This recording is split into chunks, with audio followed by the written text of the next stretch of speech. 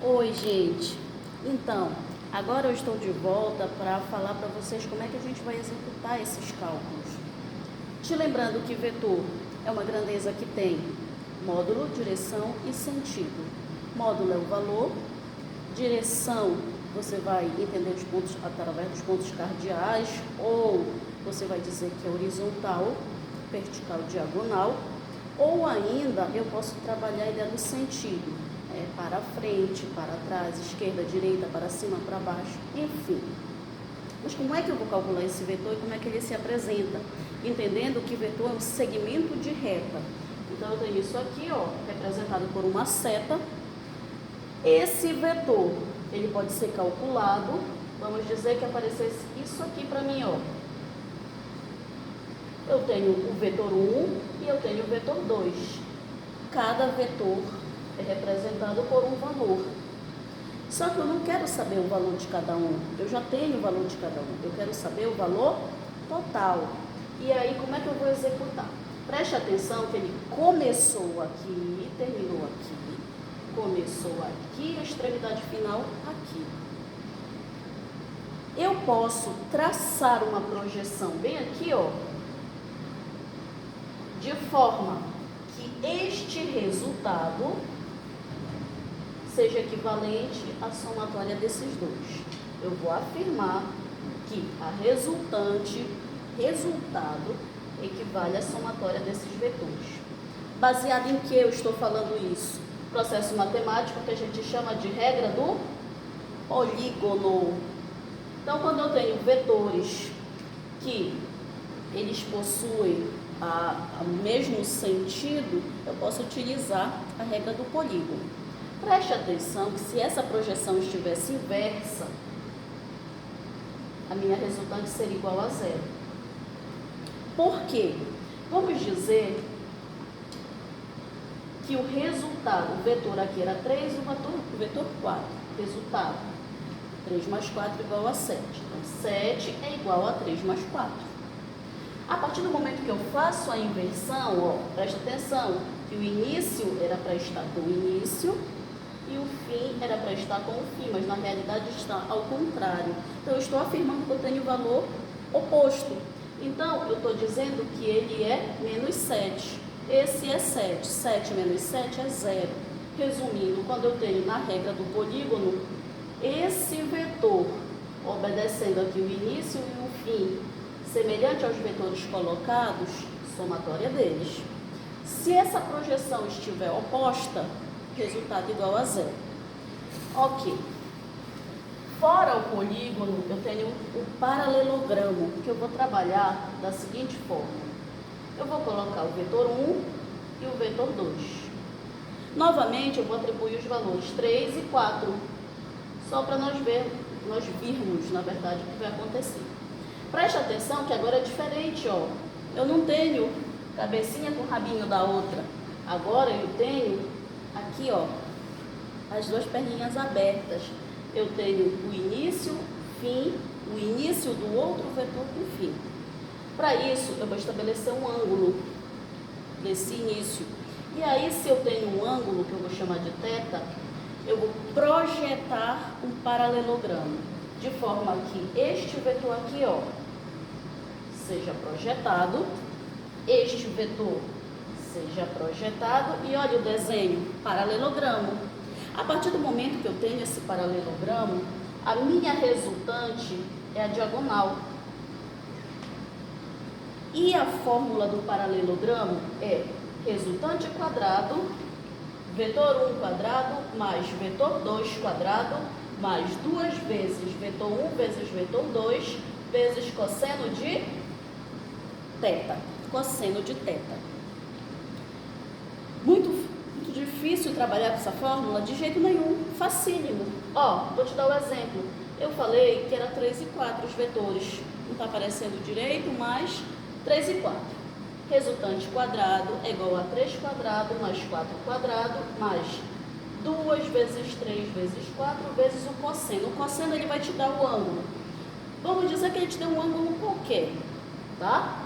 Vou colocar aqui o ângulo de Enfim, vou inventar aqui um ângulo qualquer, o ângulo de 120 graus. Aí você vai buscar, ou ele vai te dar no problema aqui, ó, o cosseno referente ao ângulo de 120 graus e você calcula. Simples assim. Porém, comum mesmo é aparecer os casos particulares. E os casos particulares, eles também são resolvidos pela regra do paralelogramo, porém, existe uma forma bem mais fácil de eu calcular. E eu vou mostrar para vocês. Veja só.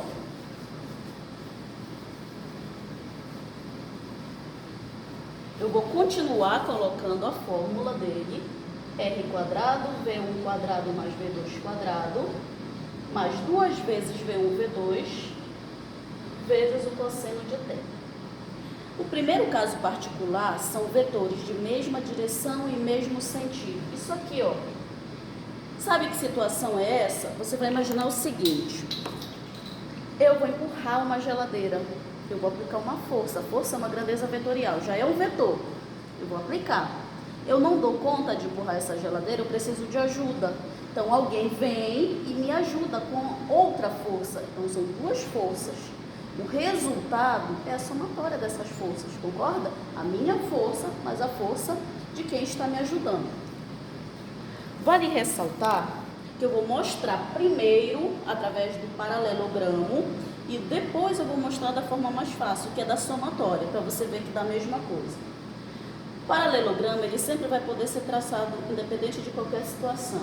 Então, eu vou usar de novo os valores 3 e 4. Só para ficar mais fácil. Resultante quadrado é igual a 3 quadrado mais 4 quadrado mais 2 vezes V1 vezes V2 vezes o cosseno de θ. Presta atenção que, como é mesmo sentido, não consideramos grau. Só se fosse aquela situação das perninhas abertas, onde o início de um vetor coincide com o início do outro, que não é esse caso, ó. Aqui a cabecinha de um já está no rabinho do outro. Então, o que acontece? A gente considera 0 grau, ângulo 0 grau, não tem ângulo. Se é 0, o valor que a gente estipula para 0 grau é 1, cosseno. Então, o cosseno de 0 grau é 1. Olha aqui o V1 e o V2, não era 3 e 4? Preste atenção. R quadrado é 3 vezes 3, 9, 4 vezes 4, 16, mais 2 vezes 3, 6, vezes 4, 24, vezes 1, 24. 9 mais 16, 25, 25 mais 24, 49. Extrai a raiz de 49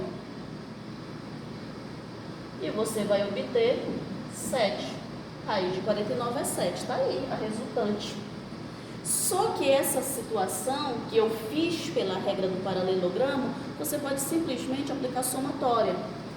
Todas as vezes que eu tiver vetor de mesma direção e mesmo sentido, ó, voltando para cá, voltando para cá também, eu vou fazer a somatória. Lembra, eu empurrando a minha força, mais a pessoa que me ajudou, a outra força. Somatória de forças.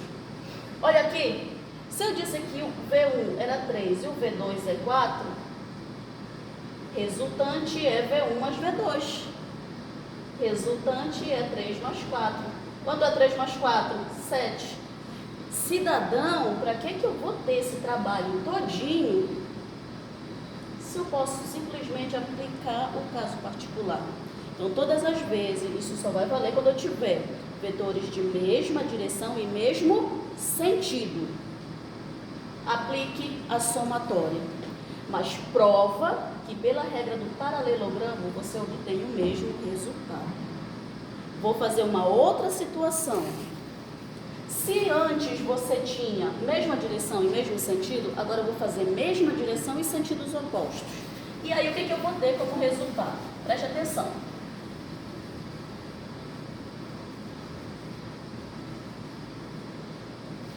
Olha só, vamos dizer que agora o vetor é esse. Aqui tem um objeto, aqui tem outro vetor. Vetor 1, vetor 2. Imagina a ideia do cabo de guerra, tá? Só que só uma força puxando para cá e a outra força puxando para lá. Vence quem tiver mais força. Então, o vetor que vai vencer é aquele que tiver o valor maior. É óbvio, se ainda agora eu somei as forças que estavam no mesmo sentido, agora elas estão em sentidos opostos. O que eu vou fazer? Subtrair. A resultante, o resultado disso é a subtração do vetor maior menos o vetor menor. Se eu utilizar a regra do paralelogramo, eu vou ter o resultado igual. R quadrado é igual a V1 quadrado mais V2 quadrado mais 2 vezes V1 vezes V2 vezes cosseno de θ. Preste atenção que agora eu tenho início e início junto, ó, ainda da perninha aberta e bem aberta por sinal. 180 graus. 180 graus, o cosseno de 180, claro que ele vai te dar esses valores, tá? Cosseno de 180 é menos 1. Substitui. R quadrado é igual a 3 quadrado mais 4 quadrado mais 2 vezes 3 vezes 4 vezes menos 1, que é o cosseno de θ. R quadrado é 3 vezes 3, 9, 4 vezes 4, 16, 2 vezes 3, 6, vezes 4, 24. Como aqui está negativo, menos com mais daqui vai dar menos. 9 mais 16 dá 25. 25 menos 24 dá 1. Qual é a raiz de 1? Extrai a raiz para a raiz de 1. 1. Olha a somatória aqui, maior menos menor. R é igual a 4 menos o menor que é 3. R é igual a 1. Então, no caso particular, eu não vou precisar desse trabalho todinho do paralelogramo se eu posso utilizar a forma mais simples. Então, quando eu tenho vetores de mesma direção e mesmo sentido, soma os valores. Isso faz eu entender que eu posso ter N vetores. Quantos aparecerem nessa situação, eu posso somar.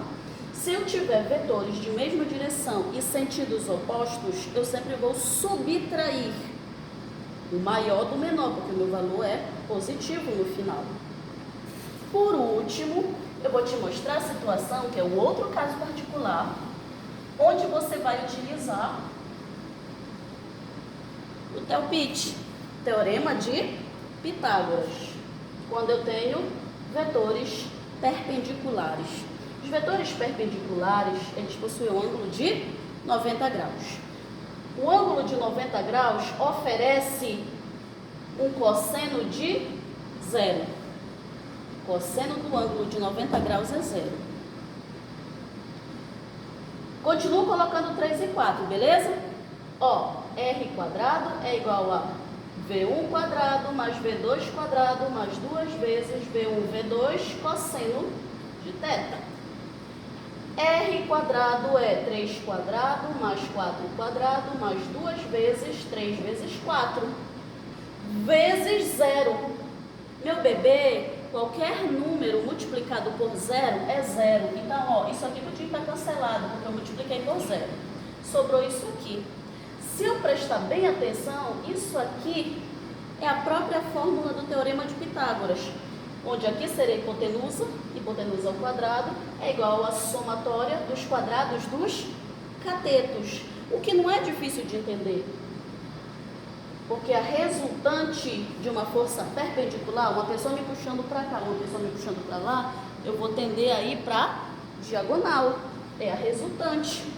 E aí, queridos alunos que assistiram a aula diversas vezes sobre gravitação universal, sobre o movimento da órbita dos elétrons, né, das forças de atração, repulsão e tudo mais, e entendem como é que a gente mantém corpos em órbita através dos ângulos de 90 graus, forças que nesse caso vão estar envolvidas, seja tangente, seja que pode ser a centrífuga, seja centrípeta, qualquer uma delas, mas se for um ângulo de 90 graus, ela permite uma diagonal, ela permite essa resultante, que é o que diz, por exemplo, na teoria da gravitação universal, que é a órbita.